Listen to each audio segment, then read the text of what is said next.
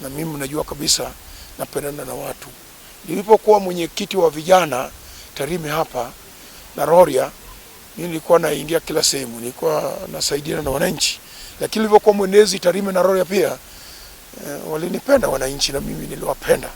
Lakini nilipokuwa mwenyekiti wa wilaya Rorya, nilikuwa natoka Rorya na kuja kulala Tarime. Lakini kwa sitaki watu wanapata shida kwenye vilio hivi, nilikuwa mchangiaji mzuri kwenye matatizo, nilikuwa sirudi nyuma. Lakini nilipokuwa mwenyekiti wa mkoa, nikawa tena kama mbunge wa jimbo sasa. Kwa sababu shida zote zilikuwa kuja kwangu na mimi nasaidia.